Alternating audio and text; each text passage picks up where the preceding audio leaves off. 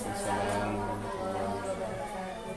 Yang saya hormati guru SD Negeri 22 Biren dan TU yang ada di SD 22 Biren. Pada hari ini kita diberi kesempatan sedikit untuk mengenai guru penggerak kita Ibu Mulia. Dengan hari ini kita beri nasihat sedikit bagaimana kita bawa guru penggerak ini, guru-guru bagaimana kita bergerak lagi ke depan untuk memasuki. Hanya inilah yang saya sampaikan kepada Ibu Mulia dan rekan-rekan teman saya. Semoga kita dapat berjalan baik dan kompak selalu, dan kita bisa menggerakkan SD 22 ini sebagai mutu yang lebih terbaik lagi. Ya, amin ya rabbal alamin. Semoga sukses. Cukup di sini saja. Assalamualaikum warahmatullahi wabarakatuh. Tangan Ibu Mulia. Bismillahirrahmanirrahim. Assalamualaikum warahmatullahi wabarakatuh. Waalaikumsalam warahmatullahi wabarakatuh. Puji syukur, mari sama-sama kita panjatkan kehadirat Allah Subhanahu wa taala, yang mana pada hari ini kita masih diberikan umur panjang sehingga kita masih bisa berkumpul di ruangan ini untuk mengikuti diseminasi budaya positif. Pertama sekali penghormatan saya kepada kepala sekolah, yang sekarang kepala sekolah kita kurang sehat dan diwakili oleh Bu Daryana SPD. Kemudian penghormatan saya kepada Bapak Ibu guru yang bersedia berhadir di sini untuk mengikuti diseminasi budaya positif di sekolah. Pada kesempatan hari ini saya berdiri di sini bukan berarti saya ini yang lebih pintar dari Bapak Ibu, tetapi saya di sini hanya ingin berbagi sedikit ilmu yang telah saya dapatkan dari pendidikan calon guru penggerak. Karena ilmu kalau kita dapatkan, kalau kita tidak berbagi, itu tidak baik juga. Sekarang kita masuk ke selamat datang di diseminasi penyebaran pemahaman budaya positif di sekolah.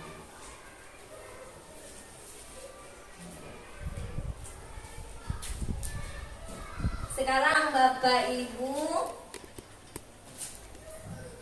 dengan instruksi dari saya ya Bapak Ibu. Sekarang Ibu Bapak tolong lakukan apa yang saya ucapkan, tapi Ibu Bapak jangan lakukan apa yang saya tunjuk ya Ibu Bapak ya. Iya, sekarang karena masih udah siang ya, kita udah teringat untuk pulang, teringat sama anak. Jadi kita udah kurang konsen. Untuk itu kita perlu ice breaking ya Bapak Ibu ya. Iya, instruksi dari saya yaitu Ibu dengar baik-baik ya. Jangan pernah lakukan apa yang saya tunjukkan, tapi Ibu lakukan apa yang saya ucapkan ya. Saya hanya ingin melatih konsentrasi Bapak Ibu.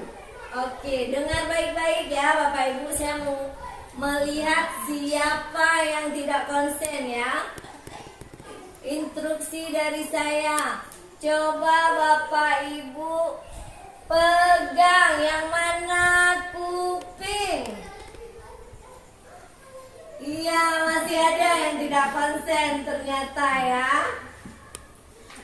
Kita ulang lagi ya Bapak Ibu, karena saya mau melihat siapa di sini yang tidak konsen ya. Coba Bapak Ibu pegang kuping.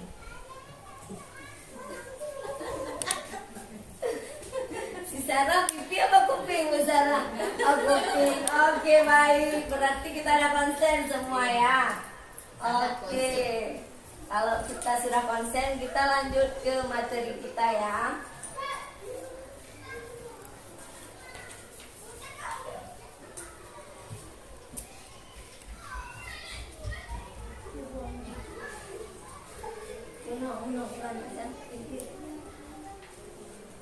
Tujuan pendidikan menurut Ki Hajar Dewantara adalah menuntun segala kodrat yang ada pada anak-anak agar mereka dapat mencapai keselamatan dan kebahagiaan yang setinggi-tingginya, baik sebagai manusia maupun sebagai anggota masyarakat.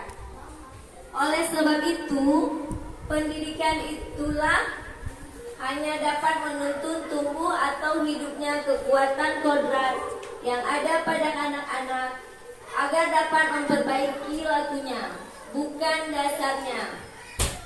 Hidup dan tumbuhnya kekuatan kodrat anak-anak. Di sini, Bapak Ibu ya, kita sebagai Bapak Ibu guru, tugas kita di sini adalah menuntun siswa-siswa kita dan mengajak mereka menuju apa yang mereka impikan. Menurut Ki Hajar Dewantara mengumpamakan ya, pendidik itu sama juga seperti petani. Petani sebagai pendidik dan bibitnya adalah padi. Petani yang menanam padi. Jadi di sini kita sebagai petani, misalnya petani itu memilih bibit unggul untuk disemai, dan kemudian biar padinya nanti hasilnya bagus, mereka pasti ada langkah-langkah untuk proses ya, untuk menghasilkan padi yang bagus, karena bibitnya bagus juga tadi kan, dari bibit unggul. Di sini berarti prosesnya seorang petani menanam padi itu yang pertama dengan cara menyemai, kemudian memberi pupuk, menyirami, mengambil gulma, sampai menghasilkan bibit unggul lagi. Berarti di sini kita sebagai pendidik, kita kalau tadi petani, sekarang ini kita sebagai pendidik, dan bibit itu adalah siswa kita. Jadi siswa kita itu dia kan unik, manusianya unik ya. Mereka itu udah ada dasarnya. Kemudian datanglah ke sekolah tempat kita. Jadi di sini kita sama halnya dengan petani tadi, yaitu menuntun siswa kita. Seperti petani tadi, menuntun padinya sampai tumbuh dan mendapat bibit unggul, karena tadi yang disemai adalah bibit unggul. Kalau siswa kita di sini kan bermacam, beraneka ragam dari keluarga. Jadi di sini kita sebagai pendidik bisa menuntun siswa kita ke arah yang lebih baik lagi. Arti menuntun di sini, ada nggak ibu-ibu yang menurut pemikiran ibu, pemahaman bapak ibu di sini tentang menuntun? Menurut bapak ibu menuntun itu bagaimana ya? Bisa Bu Lena tolong dijawab? Ayo. Mengarahkan siswa. Iya, mengarahkan siswa. Ada lagi Bu Yana? Membimbing. Membimbing. Bu Heni? Membimbing, mengarahkan. Iya, betul. Berarti tugas kita di sini sebagai guru yaitu membimbing dan mengarahkan siswa kita ke arah yang lebih baik. Karena siswa kita sebelum dia datang ke sekolah ini, dia sudah punya dasarnya. Semua manusia itu sudah punya dasarnya. Sama juga seperti padi tadi. Misalnya manusia yang udah jadi, misalnya seperti dokter. Kan dari pertama dia sekolah dari tingkat TK, ya kan? Kalau memang guru-gurunya bagus mendidik dokter tadi, jadi dia nantinya akan menjadi dokter yang bersosial tinggi, dokter yang menangani pasiennya dengan sepenuh hati. kan? Iya, bukan dokter yang lainnya. Bukan dokter sombong. Nah, jadi di sini kita guru seperti itu juga, mendidik siswa kita ke arah yang lebih baik. Saya sadar ya, kalau saya sendiri belum bagus juga, ya kan? Sebagai penuntun saya belum termasuk guru yang Hebat. ya yang hebat. Tapi akan menjadi guru yang hebat. Insya Allah kita sama-sama akan mengembangkan pembelajaran kita ya, menjadi guru yang lebih baik lagi. Nah, misalnya ada lagi contohnya seperti di sini kan menurut Ki Hajar Dewantara, menuntun itu mengajak siswa kita menjadi anak yang lebih baik. Misalnya dia nanti kalau jadi dokter yang lebih baik, dokter yang tadi udah saya ucapkan, ya kan? Begitu juga dengan petani tadi. Kalau memang petani tadi bagus merawat tumbuhan padi akan menghasilkan bibit unggul. Nah, di sini kita sebagai guru seperti itu juga. Kalau kita bagus mendidik murid kita, pasti dia akan menjadi siswa-siswa generasi yang lebih baik lagi. Karena mereka dasarnya memang sudah ada. Iya, tinggal kita asah lagi.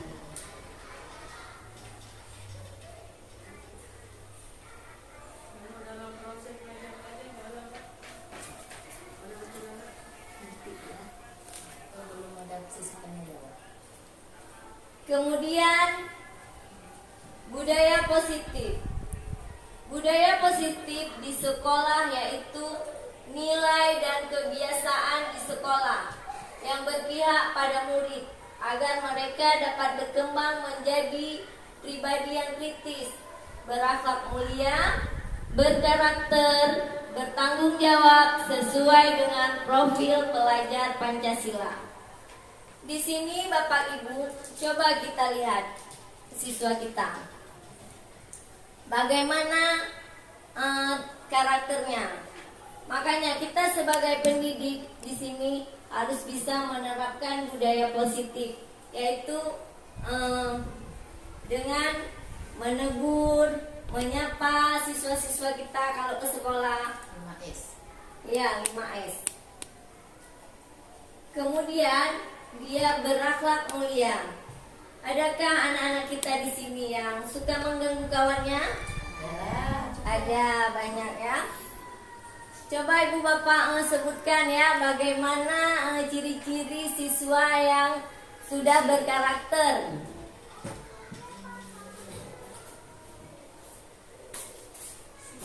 Tanggung jawab. Iya betul, boleh nggak tanggung jawab. Dia sudah ada tanggung jawab ya. Kemudian sesuai dengan profil pelajar Pancasila. Di sini kita untuk membudayakan budaya positif, sekolah kita harus nyaman buat peserta didik kita, harus menyenangkan karena lingkungan pendidikan itu tempat anak-anak bermain juga.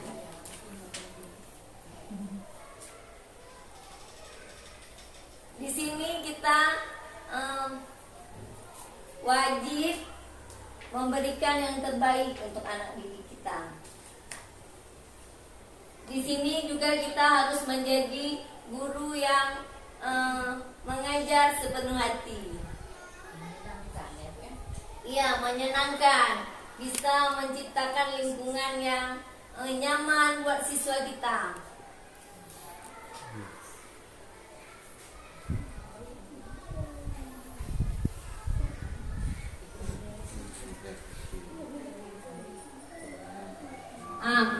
Budaya positif. 1. Ada perubahan paradigma belajar. Yang kedua, disiplin positif. 3. Kebutuhan dasar manusia. Keempat, motivasi perilaku manusia. 5. Restitusi 5 posisi kontrol. 6. Keyakinan kelas. 7. Segitiga restitusi.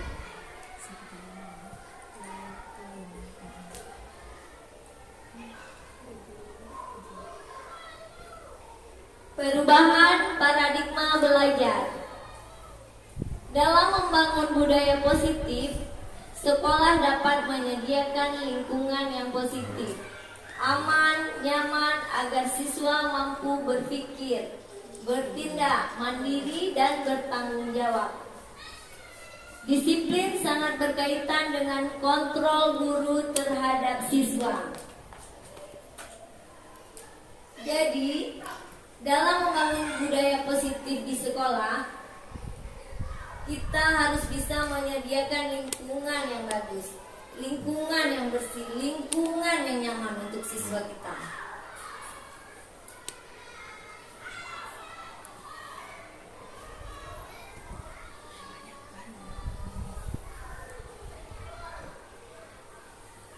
Sekarang kita akan mengadakan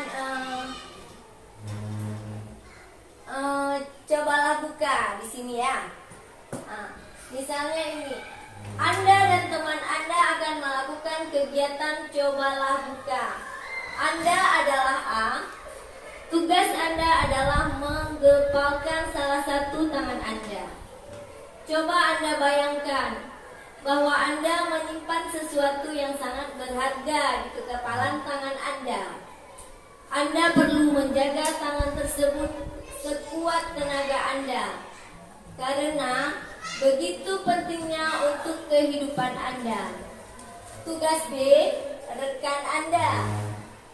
Anda mencoba dengan segala cara untuk membuka kepalan tangan Anda. Teman Anda B boleh membujuk, menghardik, mengintimidasi, memarahi, menggoda, menggelitik, bahkan menawari Anda uang agar Anda bersedia membuka kepalan tangan Anda. Berarti di sini yang memegang kendali kontrol siapa? Jadi di sini kita menggenggam tangan. Misalnya kita sendiri yang menggepal tangan kita. Ada kawan kita. Sanggupkah mereka membuka kepalan tangan kita? Tidak. Iya. Misalnya ada kawan kita, misalnya dia ingin supaya kepalan tangan kita ini terbuka, sedangkan di dalam kepalan tangan kita ini ada barang berharga yang kita simpan betul-betul. Tapi ada kawan kita, dia ingin mengetahui apa isi kepalanya. Misalnya ada kawan kita, apakah dia menggelitik kita ingin membukakannya, atau mengiming-imingkan dengan hadiah, ataupun menghardik kita, mengancam kita. Kalau misalnya kita tidak mau membukakannya, dia akan mengancam kita. Berarti di sini saya ingin menanyakan, kalau kita sendiri tidak mau membukakan tangan kita ini, apakah kawan kita sanggup membukakannya? Tidak. Kenapa, Bu?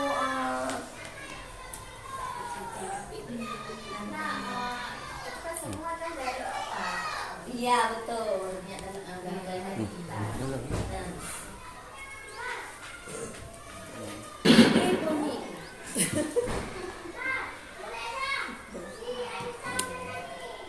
Berarti di sini kontrolnya ada sama kita. Kalau kita ingin membuka, baru terbuka.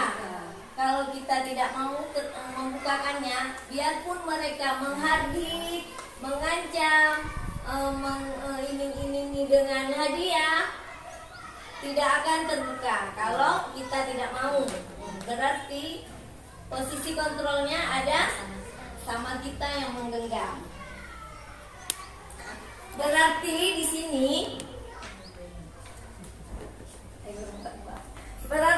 sini kita sebagai guru bisa mengontrol siswa kita. Dr. William Glasser, ilusi kontrol. Ilusi guru mengontrol muridnya. Selanjutnya, ilusi bahwa semua penguatan positif efektif dan bermanfaat. Selanjutnya, ilusi bahwa kritik dan membuat orang merasa bersalah dapat menguatkan karakter. Kemudian, ilusi bahwa orang dewasa memiliki hak untuk memaksa. Berarti di sini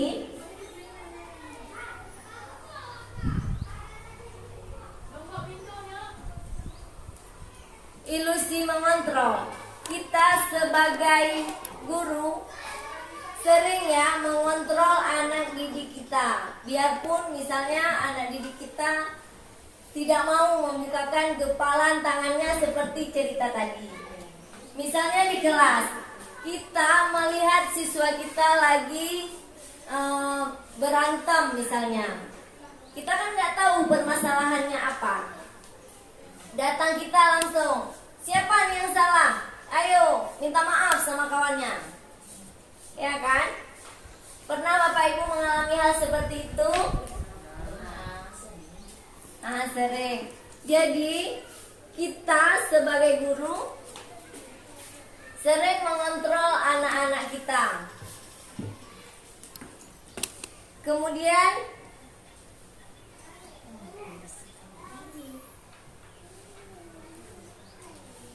ilusi kontrol bahwa orang dewasa memiliki hak untuk memaksa. Di sini misalnya anak didik kita yang lagi berantem tadi.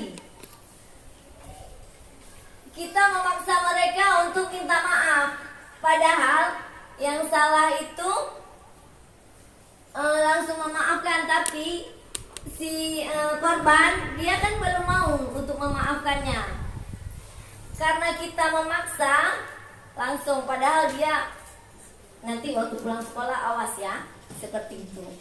Tapi di depan kita mereka langsung minta maaf. Ini adalah ilusi bahwa orang dewasa memiliki hak untuk memaksa. Kemudian ilusi bahwa kritik dan membuat orang merasa bersalah dapat menguatkan karakter. Misalnya, ada siswa kita, dia malas mungkin di kelas, tidak mau belajar. Langsung, jangankan siswa kita, anak kita juga seperti itu mungkin kita buat di rumah ya. Langsung kita tanya seperti ini, "Nak, kenapa kamu tidak mau belajar? Sayang kan orang tua kamu di rumah mencari uang." Kan banyak dari keluarga anak didik kita yang ekonominya mungkin di bawah menengah. Sayang kan orang tuanya ada pagi-pagi dah ke kebun misalnya cari uang, sedangkan anaknya ke sekolah main-main aja, tidak mau belajar. Kita taunya menasehati aja, sehingga membuat anak itu merasa bersalah. Di sini apakah Bapak Ibu sering melakukan hal seperti itu? Sering. Menurut Bapak Ibu hal ini bagus enggak kita terapkan untuk anak-anak kita?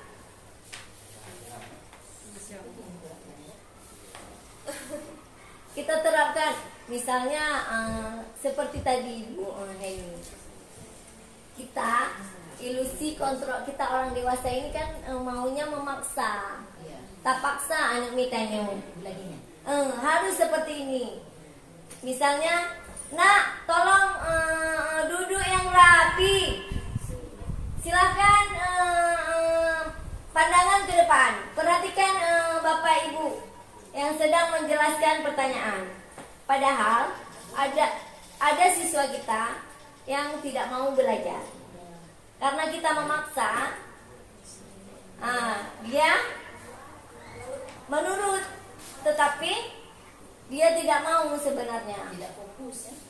Dia tidak fokus. Nah, ini bagus enggak Bapak Ibu kalau kita terapkan hal seperti ini di dalam kelas? Tergantung situasi. Tergantung situasi ya. Iya, betul.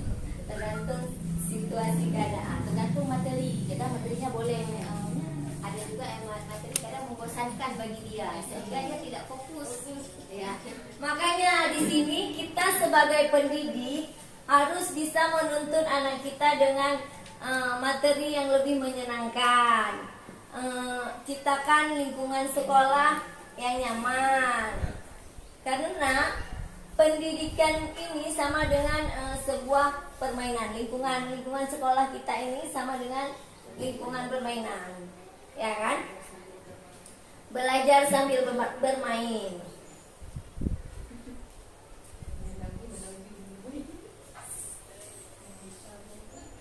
Ilusi bahwa semua penguatan positif, efektif dan bermanfaat. Misalnya penguatan positif yang kita terapkan di sekolah. Datang siswa kita masih di jalan, masuk ke kelas, langsung kita berjabat tangan dan mengucapkan salam. Nah, itu bisa kita terapkan di sekolah kita. Itu sudah terbiasa, Bu.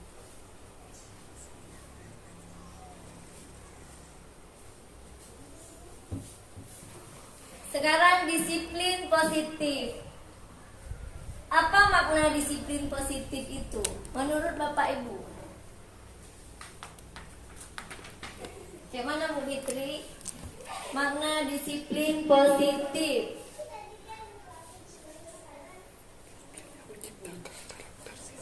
Menciptakan karakter siswa. Iya, menciptakan karakter siswa. Bu Heni? Bu Lena?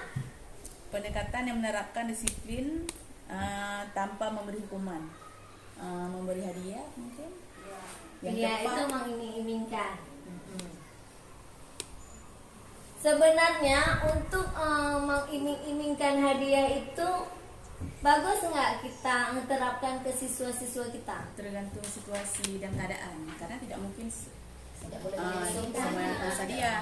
Iya. Nanti ke anak kerja mengharapkan imbalan. bisa jadi cemburu sosial. Ya. Betul, bisa jadi Ada yang bisa cemburu diterapkan, sosial. ada yang nggak bisa diterapkan.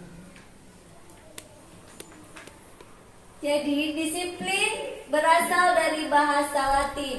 Disiplin yang artinya belajar ya Bapak Ibu ya. Disiplin diri membuat orang menggali potensinya menuju sebuah tujuan apa yang dia hargai. Namun dalam budaya kita, makna kata disiplin telah berubah menjadi sesuatu yang dilakukan seseorang pada orang lain yang mendapatkan kepatuhan.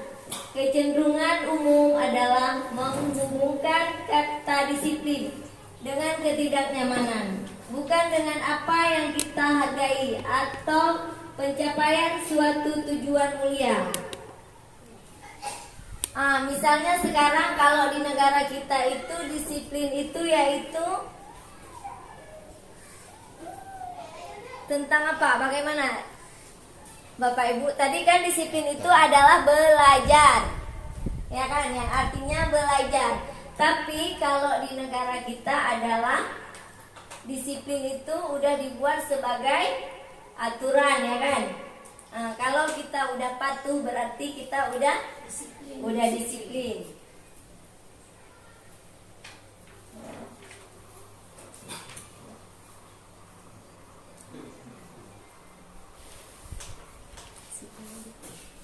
Disiplin adalah kemampuan memerintah diri sendiri dalam mengontrol dan menguasai diri untuk memilih tindakan yang mengacu pada nilai-nilai yang kita hargai dengan penuh tanggung jawab dan terperintah orang lain.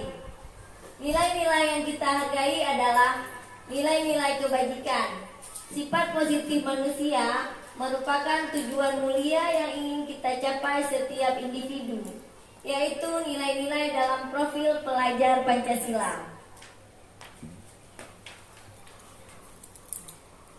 Jadi di sini disiplin kita kalau di negara kita adalah kita harus patuh dengan aturan yang ada. Jadi disiplin positif di sekolah kita adalah dengan peraturan-peraturan yang di sekolah. Coba Bapak Ibu sebutkan apa aja kedisiplinan yang ada di sekolah kita. Tepat waktu, datang ke sekolah tepat waktu. Ya, apalagi Bu Lulu? Jika bel masuk sudah berbunyi, anak-anak langsung segera masuk kelas. Iya, baik Bu Lulu.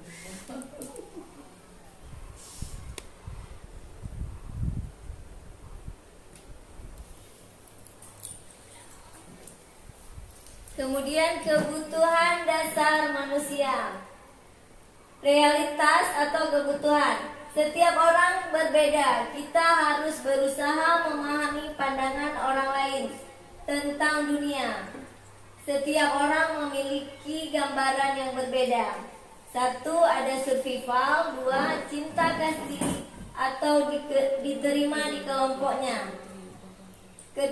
Kesenangan. Dan 4. Kebebasan. Yang 5 adalah penguasaan.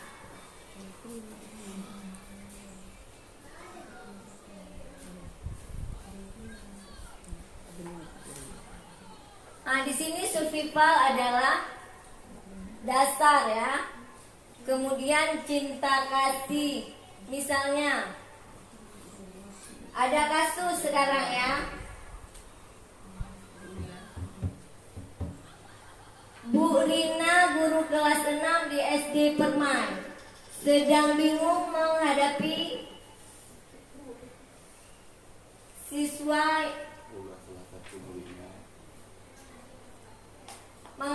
salah satu ulah muridnya di kelas bernama Agus. Beberapa anak telah datang dan mengeluh. Agus yang seringkali meminta bekal makan siang mereka dengan paksa. Jika Anda menghargai situasi Bu Rina, apa yang akan Anda lakukan? Menurut Anda, kira-kira alasan Agus melakukan hal tersebut adalah Bu Rina dia ada kasus. Kasusnya adalah si Agus pada jam makan siang dia selalu datang ke kelas dan meminta makanan dari kawan-kawannya. Tadi ada 5 kebutuhan manusia ya kan. Yang pertama ada survival, yaitu dasar dari manusia itu. Kemudian ada cinta kasih, ada kebebasan, ada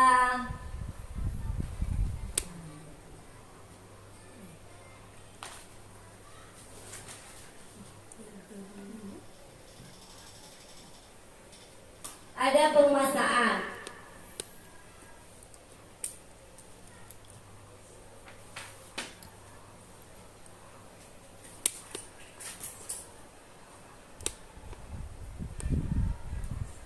Di sini dalam konteks penerapan disiplin positif, Bu Rina sebaiknya mencari tahu alasan Agus melakukan tindakan tersebut. agar mengetahui kebutuhan mana yang sedang berusaha terpenuhi oleh si Agus.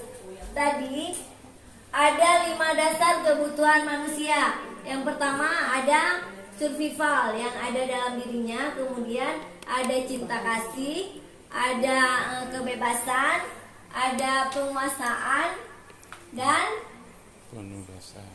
kebebasan. Penugasan ya. Yang pertama, Agus, Ibu Rina mau nanyakan kepada Agus, Agus, kenapa kamu suka mengganggu kawanmu, meminta makanan dari mereka kalau jam siang? Nah, di sini kalau jawabannya survival atas dasar diri si Agus, dia akan menjawab seperti ini. Agus lapar karena orang tua Agus tidak membawakan bekal makan siang.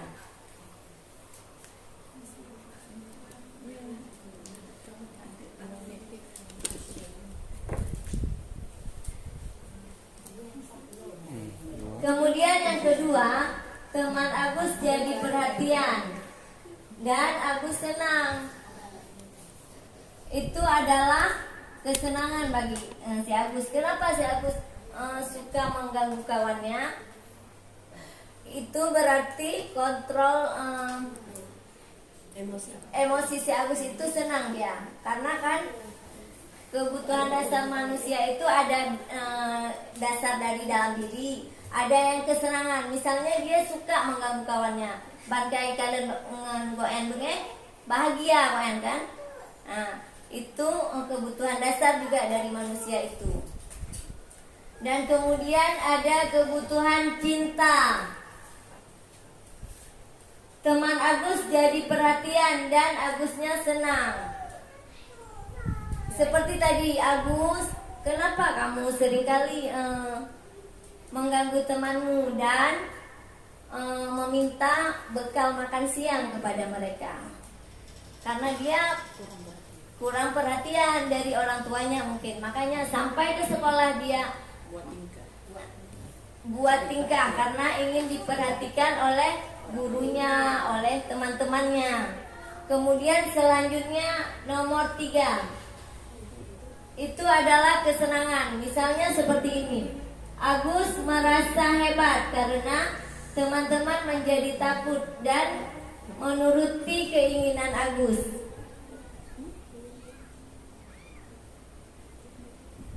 Misalnya Agus datang ke teman-temannya dan ingin meminta bekal makan siang kawannya. Karena Agus dia merasa akulah misalnya di sekolah, seperti preman-preman kayak itu. Jadi kawan-kawannya takut pada Agus, ya kan? Setiap hari Agus seperti itu. Itu adalah merupakan kebutuhan kesenangan bagi si Agus. Kalau dia sudah membuat kawan-kawannya takut, dia akan senang. Itu juga kebutuhan pada manusia. Kemudian yang keempat, Agus merasa bosan dengan bekal yang dibawakan orang tuanya. Itu aja. Kenapa seperti itu? Itu adalah dia ingin bebas, kebebasan. Dia ingin makan, misalnya kawan sebangkunya makan roti hari ini, sedangkan dia asik dengan momogi tiap hari. Ya kan, bosan. Dia pengen juga makan seperti kawan-kawannya. Orang tua nggak mampu gimana cara bu benar? Benar jadi pertanyaan. Ada sesi. Udah cukup itu dah. Kemudian Agus hanya iseng dan menikmati wajah temannya yang kesal. Itu adalah penguasaan. Selanjutnya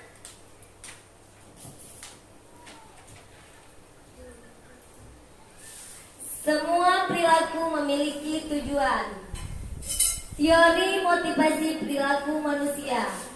Untuk menghindari ketidaknyamanan hukuman, apa yang akan terjadi kalau tidak melakukannya?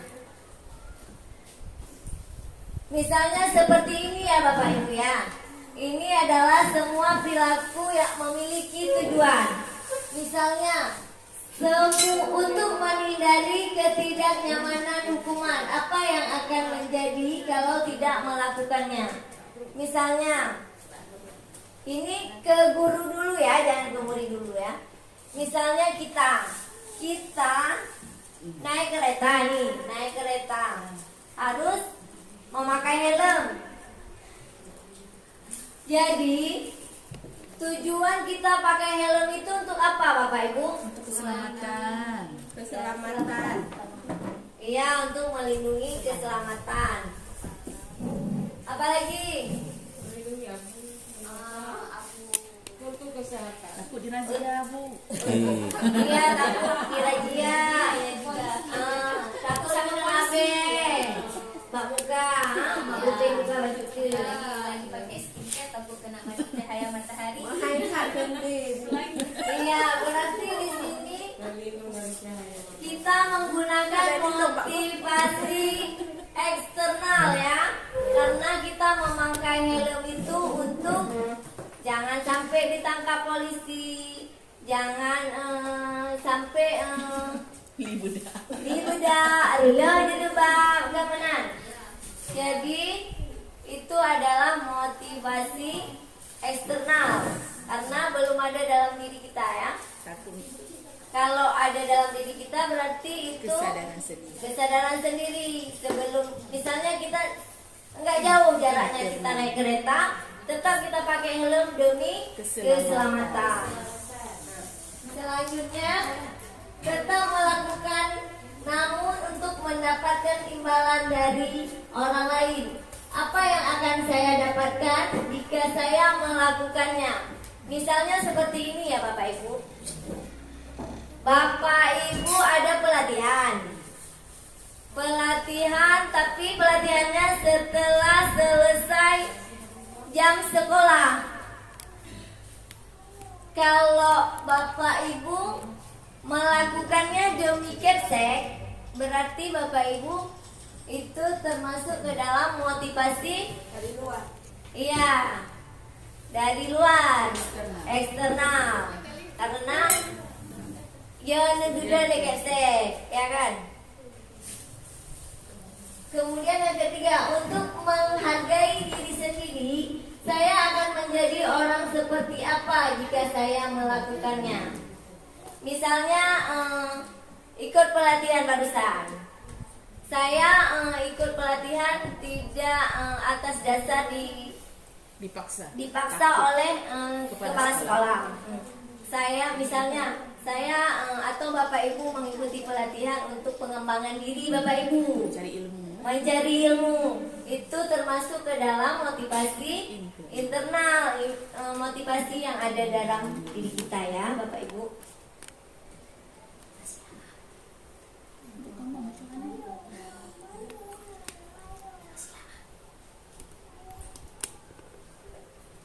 Hukuman dan sanksi konsekuensi. IFA kurang menguasai pelajaran matematika, sehingga pada saat pembelajaran tersebut berlangsung, IFA lebih banyak berdiam diri ataupun menggambar di buku pelajarannya. Pada saat guru matematikanya Pak Seno menanyakan pertanyaan, IFA menjadi gugup dan tak sengaja menjatuhkan tasnya dari kursi serta tiba-tiba menjadi gagap. Pada saat berupaya menjawab, seluruh kelas pun tertawa melihat perilaku IFA yang berbicara tergagap dan terkejut tersebut. Pak Seno pada saat itu membiarkan teman-teman IFA menertawakan IFA yang tergagap dan malu luar biasa, dan malahan minta IFA untuk maju ke depan dan berdiri di depan kelas sambil menunjukkan hidungnya ketika tidak bisa menjawab pertanyaan Pak Seno. Kelas makin gaduh dan anak-anak pun tertawa melihat Iva di depan kelas memegang ujung hidungnya. Nah, di sini ada pertanyaan ya Bapak Ibu. Apakah Anda setuju dengan tindakan Pak Seno terhadap Iva? Tidak.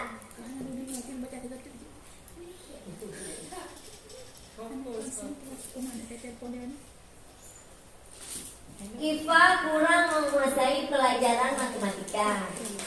Tadi kan? Sebentar lagi. Sehingga pada saat pembelajaran berlangsung, Iva lebih banyak berdiam diri ataupun menggambar di buku pelajarannya. Pada saat guru matematikanya Pak Seno menanyakan pertanyaan, Iva menjadi gugup dan sengaja menjatuhkan tasnya dari kursi, serta tiba-tiba gagap pada saat berupaya menjawab. Seluruh kelas pun tertawa melihat Iva yang berbicara tergagap dan terkejut tersebut. Pak Seno pada saat itu membiarkan teman-teman Iva menertawakan Iva yang tergagap dan malu luar biasa, dan malahan minta Iva untuk maju ke depan dan berdiri di depan kelas sambil menunjukkan hidungnya karena tidak bisa menjawab pertanyaan Pak Seno. Kelas makin gaduh dan anak-anak pun tertawa melihat Iva di depan kelas memegang ujung hidungnya. Nah, dari cerita Pak Seno tadi, apakah Bapak Ibu setuju? Tidak. Kenapa? Iya betul, termasuk bullying. Kemudian pertanyaan nomor 2, menurut Anda tindakan Pak Seno terhadap Iva adalah sebuah hukuman atau konsekuensi? Menurut Anda hukuman. Iya betul, itu adalah sebuah hukuman.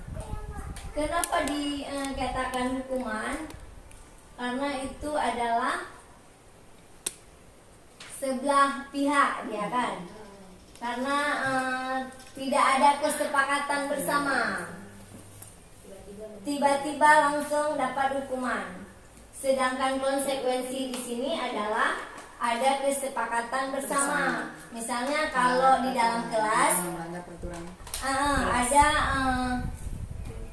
kesepakatan kelas. Iya, dalam kesepakatan kelas itu ada kesepakatan dengan siswa. Misalnya ada siswa hari ini terlambat sekolah. Konsekuensinya apa, Nak? Kan seperti itu. Kalau kasus si Iva ini berarti adalah hukuman. Ya.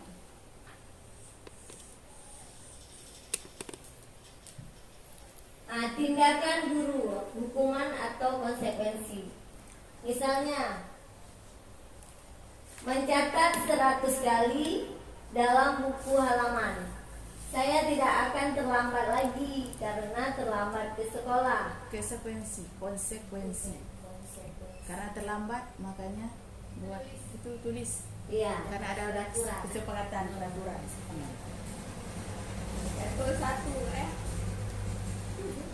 Kemudian lari mengelilingi lapangan. Lari mengelilingi lapangan basket 2 kali karena terlambat hadir di sekolah. Konsekuensi. Karena konsekuensi. Hukuman. Peraturan sekolah kan nggak boleh datang terlambat. Iya. Ada peraturannya. Berarti itu kesepakatan ya, konsekuensi. Kemudian murid diminta untuk push up 15 kali karena tidak menggunakan masker ke sekolah. Itu masa pandemi ya. Itu adalah termasuk ke masa pandemi kan ada kesepakatan juga ya kan? Konsekuensi. Konsekuensi. Kemudian membersihkan tumpahan air di meja tulis karena tersenggol pada saat belajar. Hukuman. Iya, Ya, Bu. itu hukuman karena kan nggak ada kesepakatan, nggak ada peraturannya.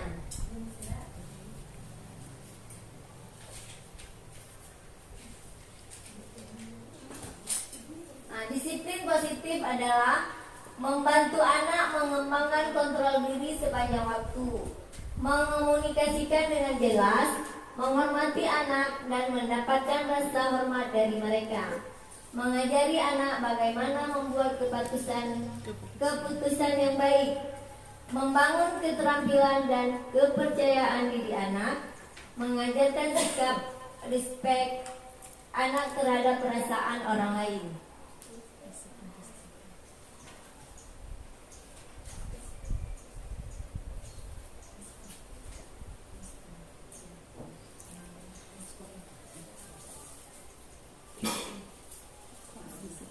Manfaat disiplin positif yang pertama untuk menumbuhkan kepercayaan diri siswa. Yang kedua dapat mendukung kemandirian siswa dan rasa tanggung jawab atas dirinya, menumbuhkan nilai-nilai kebajikan universal, mendukung lingkungan yang lebih baik bagi sekitarnya.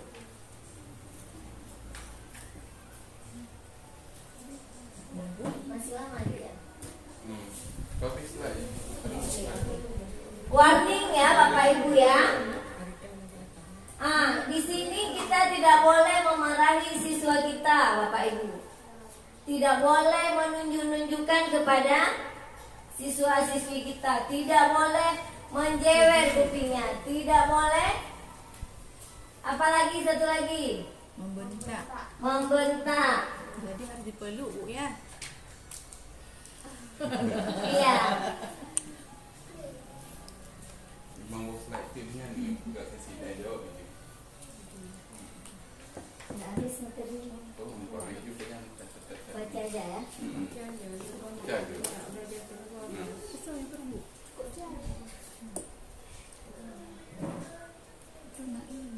Tadi ngomong-ngomong Pak, ada neneknya untuknya. Tujuh. Tujuh. Nah, tawar guna 20 minit. Apa awak kamu Pak kan kena bencana nak ikut sini.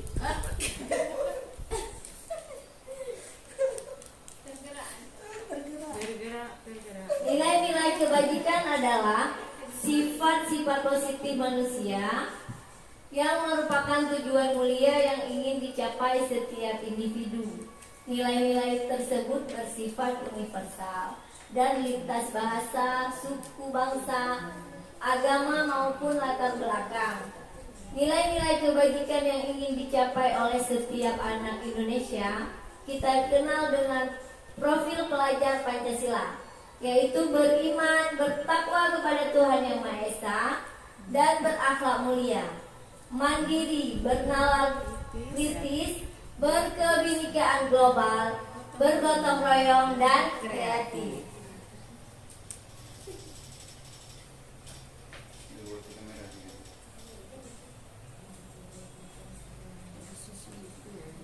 Langkah-langkah dan strategi dalam mewujudkan budaya positif di sekolah. Yang pertama ada posisi kontrol guru dan membuat keyakinan kelas, menerapkan disiplin positif. Tadi udah ya kita ceritakan tentang disiplin, menerapkan keyakinan kelas. Di sini boleh juga kita cerita sedikit lagi tentang keyakinan kelas kita. Misalnya di dalam kelas sebelum asesmen pembelajaran ya, kita alangkah baiknya menerapkan dulu keyakinan sekolah kita dengan siswa-siswi kita. Ada Bapak Ibu di sini yang sudah menerapkan keyakinan kelas dengan siswa? Udah ya? Ada, Bu, keyakinan kelas. Iya. Sekarang menerapkan disiplin positif di sekolah, yaitu dengan 5S tadi ya.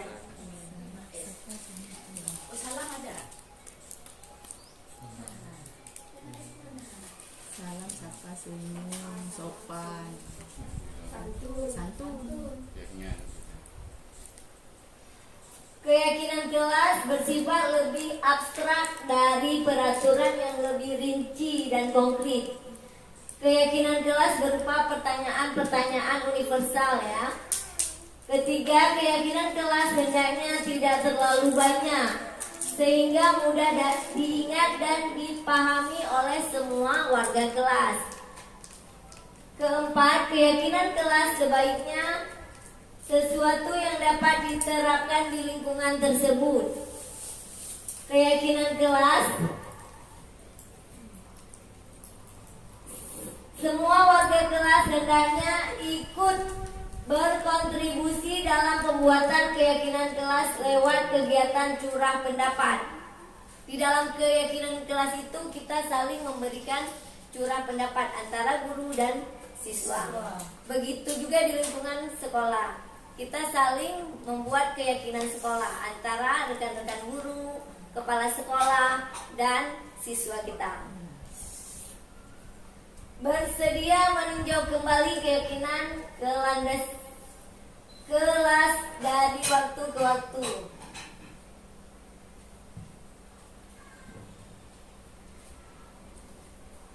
Prosedur pembentukan keyakinan sekolah atau kelas.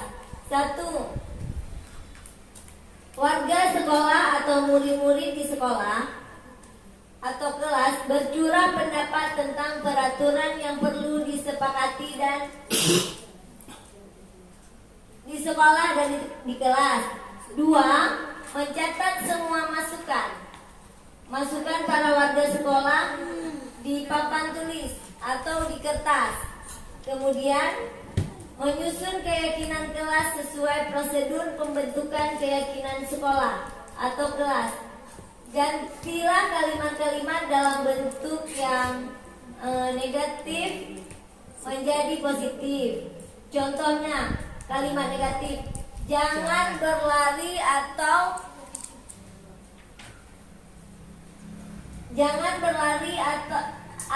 atas di dalam koridor ya. Berarti kalimat yang positifnya adalah, bisa nggak anak-anak ibu jalan aja? Hindari kata jangan Bu ya. Beda mungkinan.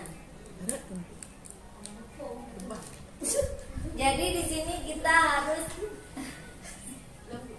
harus lembut. Materinya masih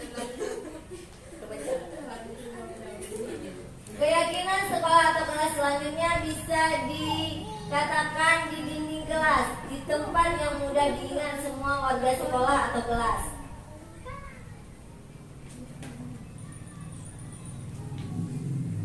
Nah, di sini ada keyakinan kelas ya. Yang pertama ada tanggung jawab mengerjakan tujuan piket. Yang kedua, bersikap jujur.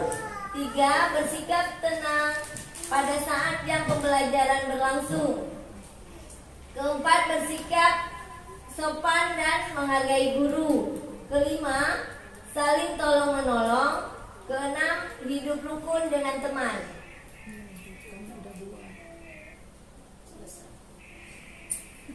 Di dinding.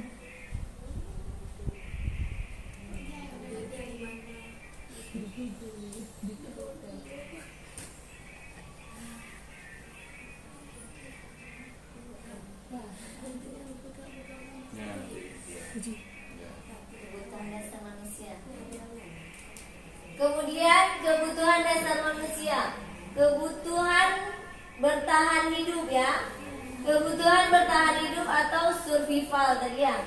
Kebutuhan dasar adalah kebutuhan yang bersifat fisiologis bertahan hidup, misalnya kesehatan, rumah, dan makanan. Atau kebutuhan biologis sebagai kegiatan dari proses reproduksi, termasuk kebutuhan untuk tetap bertahan hidup. Komponen psikologis pada kebutuhan ini meliputi kebutuhan akan perasaan aman, kemudian penguasaan kebutuhan atas kemampuan. Yang ketiga adalah kasih sayang. dan rasa diterima.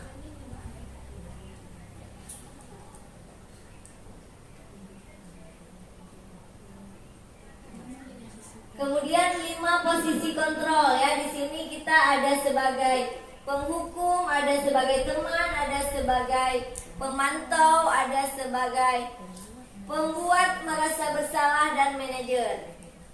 Misalnya sebagai penghukum,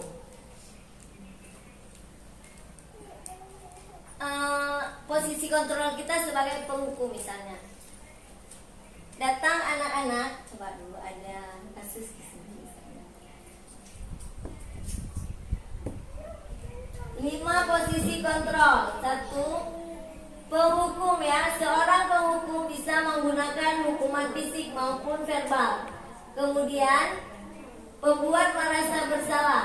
Pada posisi ini biasanya guru akan bersuara lebih lembut. Pembuat rasa bersalah akan menggunakan keheningan yang membuat orang lain merasa tidak nyaman, bersalah atau rendah hati. Ini adalah cerita yang saya katakan tadi, seperti pada siswa yang misalnya dia tidak mau belajar sedangkan orang tuanya capek mencari nafkah misalnya kan.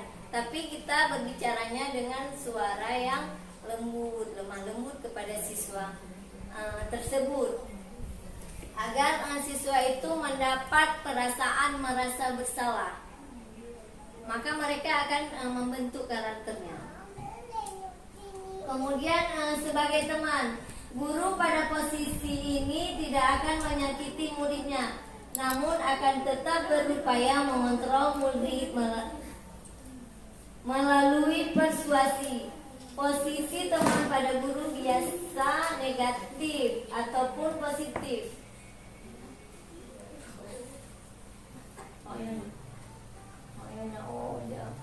apa yang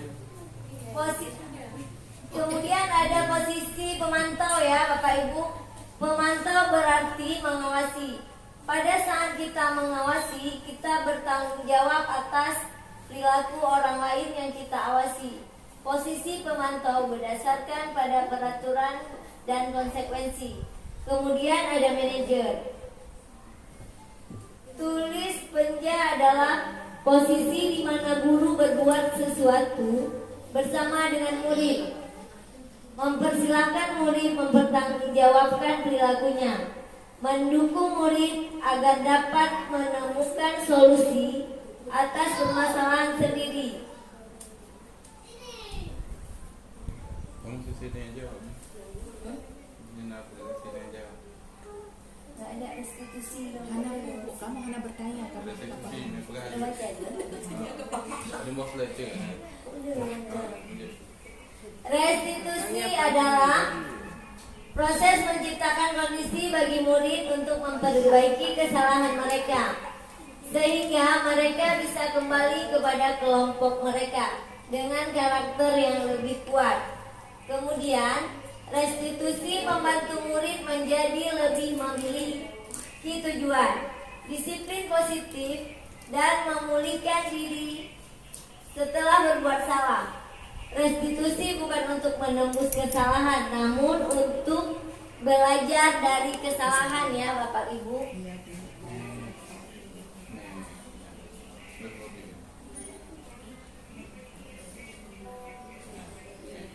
Segitiga restitusi.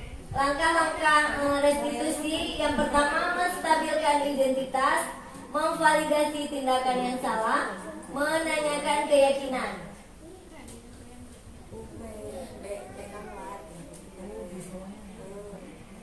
Menstabilkan identitas untuk membuat anak yang merasa gagal karena berbuat salah menjadi positif terhadap dirinya. Peserta didik diajak untuk tenang dan kembali ke suasana hati, di mana proses belajar dan penyelesaian masalah bisa kita lakukan.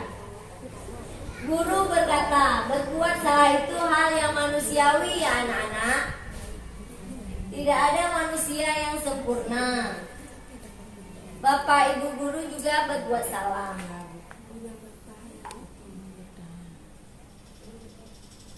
Kemudian validasi tindakan yang salah. Membantu siswa mengenali basic atau kebutuhan yang ingin dipenuhinya ketika melakukan kesalahan itu. Pada dasarnya, setiap tindakan manusia tujuannya adalah memenuhi basic atau kebutuhan.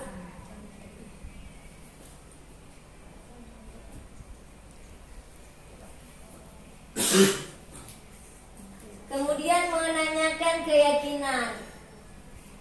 Anak melihat kesalahannya dihubungkan dengan norma sosial dan nilai-nilai yang mendasari manusia berinteraksi dengan orang lain. Bapak kali Pak. Kemudian penerapan segitiga restitusi. Dalam pembelajaran ini ada kasus ya Bapak Ibu bisa menontonnya. Siswa terlambat datang ke sekolah.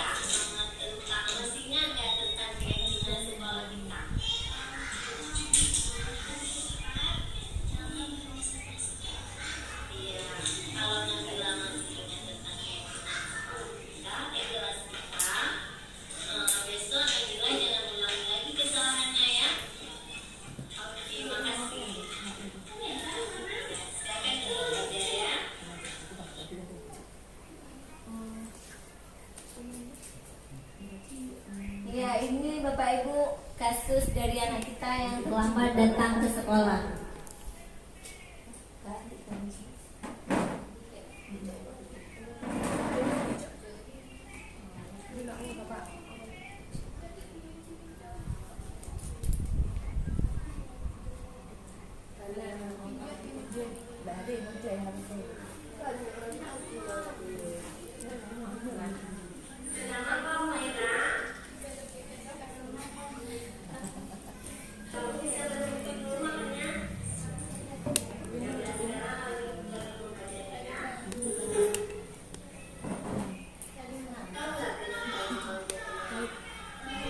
Terima kasih ya. Cek sama-sama.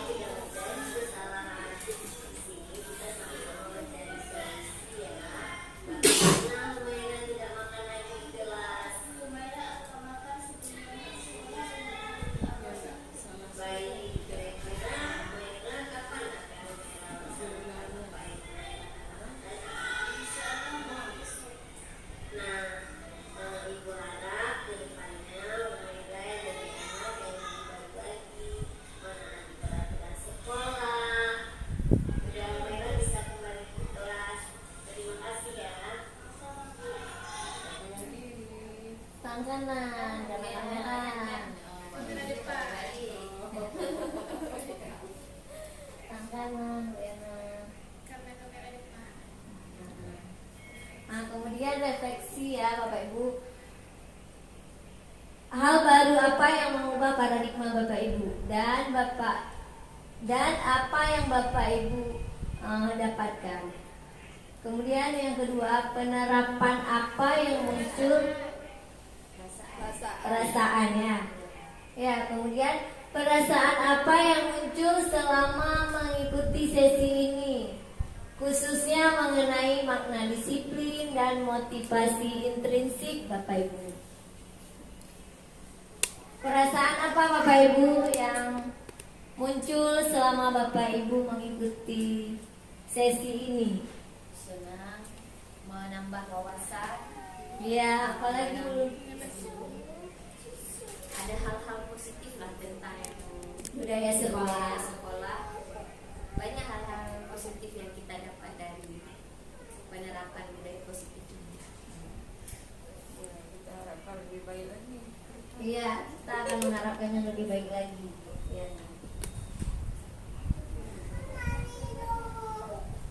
Terima kasih Bapak Ibu. Terima kasih sama-sama. Assalamualaikum warahmatullahi wabarakatuh.